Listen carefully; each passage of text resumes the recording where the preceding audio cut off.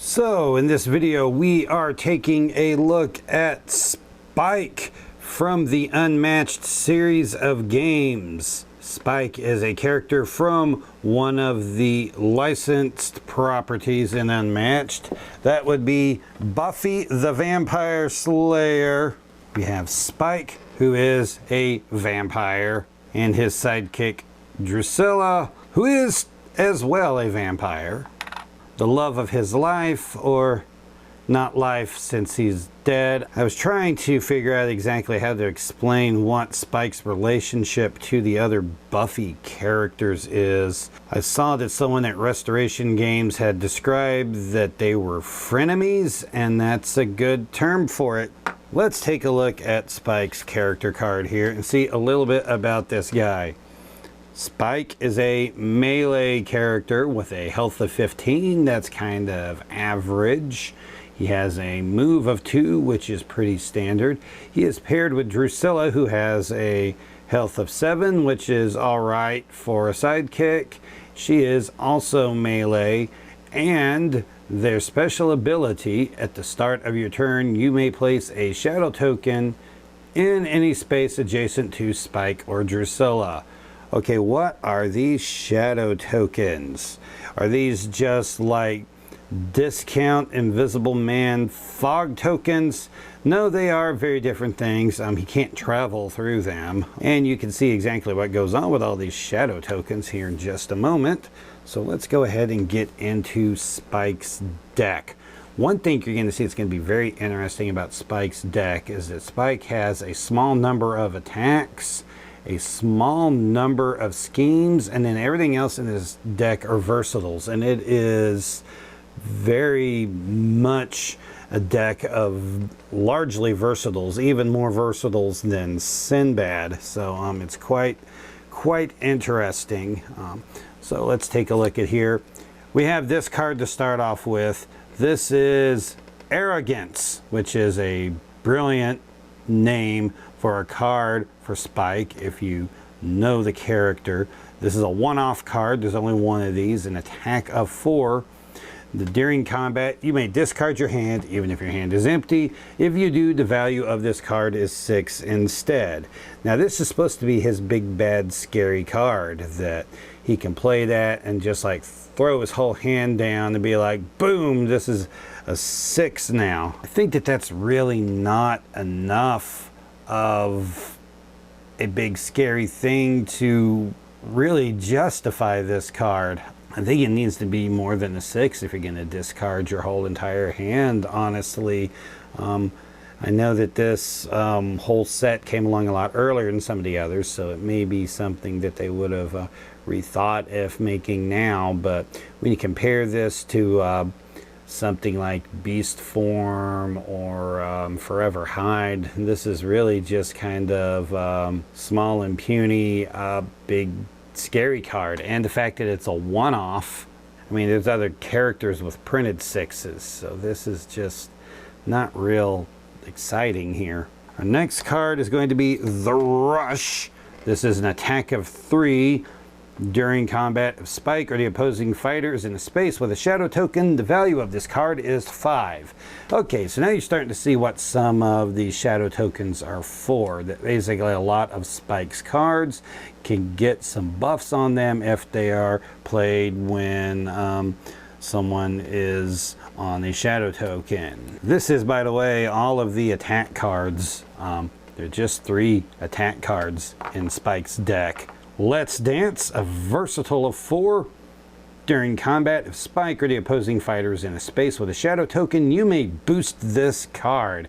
Okay, a 4 that you can boost is pretty good, honestly. As you look at most other cards that let you boost are pretty small, so that can be good, particularly with this being a versatile. There are 3 Let's Dance. Next we have Bloody Hell. Kind of like this bright pink blood that's coming out of the teacup there. He is a vampire, so he likes drinking blood. This is a versatile of 3. After combat, deal 1 damage to the opposing fighter. Then deal an additional 1 damage for each space with a shadow token adjacent to them.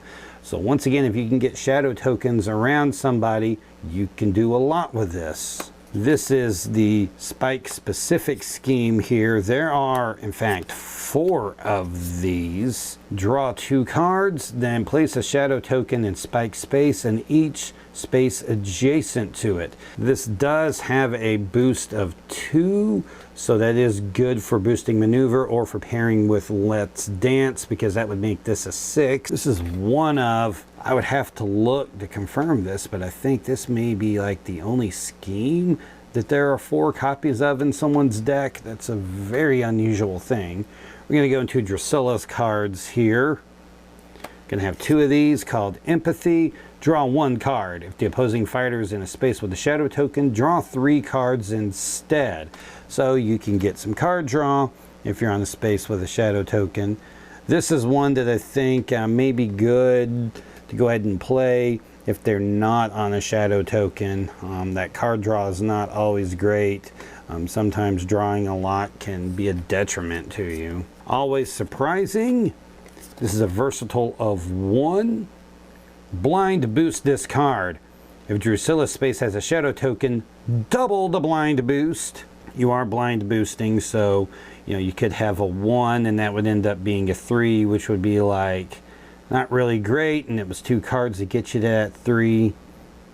If you got one of the 3s that's in this deck, then you're turning this into a 7. Most of the time this is just going to end up being a 5, because I think 2s are the most common boost value in Spike's deck. We have Drusilla's scheme, the Sight. There are 2 copies of this.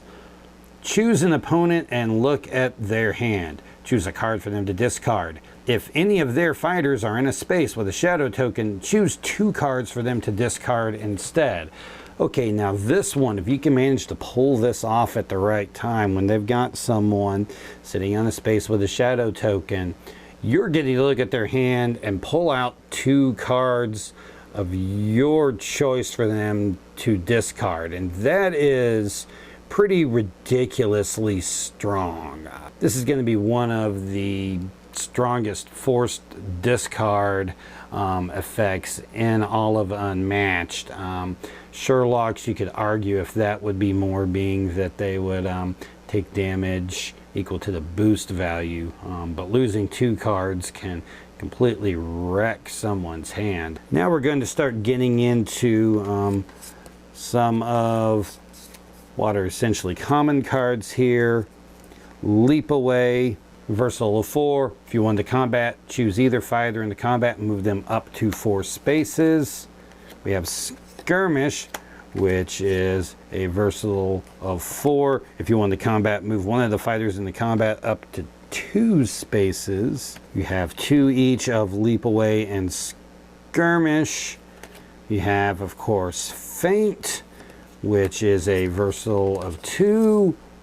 Cancel all effects on your opponent's card. And last, you have your 3 regroups. Versatile of 1. Draw a card. If you want to combat, draw 2 instead. Okay, so that's Spike. And like we said, a ton of versatiles. You got like these schemes here, these 6 scheme cards. You have like 3 attacks, so that's going to be like 9 cards there. So that's going to be like 21 versatiles in his deck. That is pretty crazy. Okay, and now I'm going to get into what many of you that are familiar with Unmatched have thought is the big giant elephant sitting in the room, and that is that Spike has a particular reputation. And Spike's reputation is, in Unmatched, that Spike kind of sucks. Yeah, he is thought to be the worst and the most broken fighter in all of Unmatched. And I don't mean good broken, I mean like bad broken. So what is really wrong with Spike? Well, one thing is, we saw in the cards there that some of his big nasty cards aren't all that big nasty. I really like the idea behind Arrogance, but I think it just doesn't have enough teeth to it, and there's just like 1 copy of it in there. And that's supposed to be something like Medusa's Gaze of Stone, that card just being in the deck makes your opponents just not ever want to be around Spike without a defense. That's the purpose it's supposed to do, but it really kind of just doesn't do it. The other issue kind of has to do with these little shadow tokens and the way that these shadow tokens work. And it's the wording here on the card that is the issue. At the start of your turn, you may place a shadow token in any space adjacent to Spike or Drusilla. Let's put Spike here in the number 2 starting spot since he's in here. And, you know, we can put, you know, Drusilla up here, let's say. Well, start of your turn, you can now put a shadow token in a space adjacent to one of these. So it could go like here, here, here, or there, there, or there. And that's like the only places that you can put it at. Just adjacent to them. You've either got to put them out there and like wait for someone to move around, or try to lure your opponent into it. And if your opponent knows what is going on with these shadow tokens, they're just not gonna go to you. So they're just gonna play like, well, I'm not gonna go run up to Spike. And that's gonna be doubly problematic for ranged fighters, because they'll just stay back and hit him and aren't even gonna run up at all.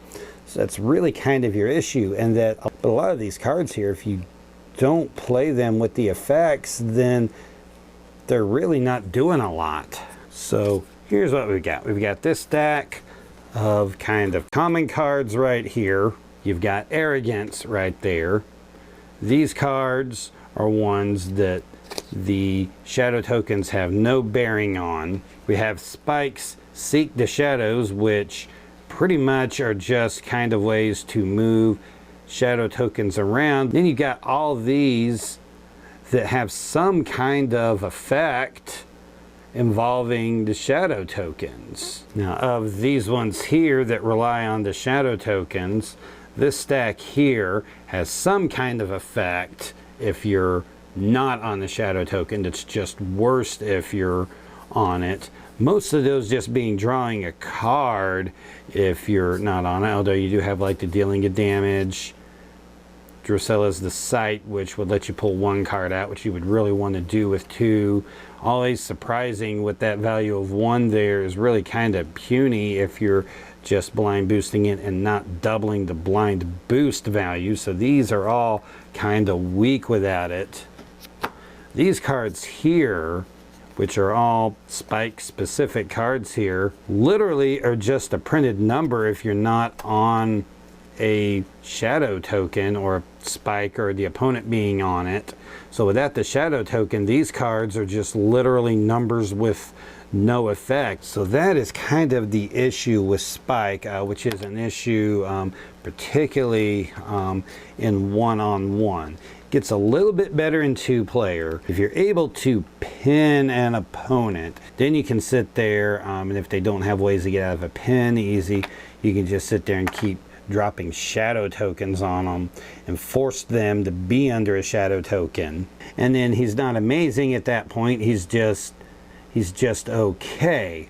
Yeah, I sound kind of down on this guy, and it's because, well, there's some problems with him, and I think it's particularly disappointing if you are a fan of Buffy, because Spike is really one of my favorite characters out of the whole show. He is just really great, and it kind of pains me that he is so bad and Unmatched. Although there was a episode where Spike was lamenting going back into Sunnydale because he had his posterior handed to him so many times by the particular Slayer there in that town. So maybe it is thematic that he's kind of bad. So what are your thoughts on Spike? Have you had any luck with him? Do you have any tips to give us about Spike? Do you just think he's bad and think I've been wasting my time talking about him? Well, let me know in the comments. You can also give this video a thumbs up and a like. And you can subscribe to the channel or take a look at the other videos that I have on here, the other fighter reviews that I have, and videos from the tournaments and the other just miscellaneous Unmatched material that I have. And you can watch all those and let me know what you think about those. We'll see you around in another video.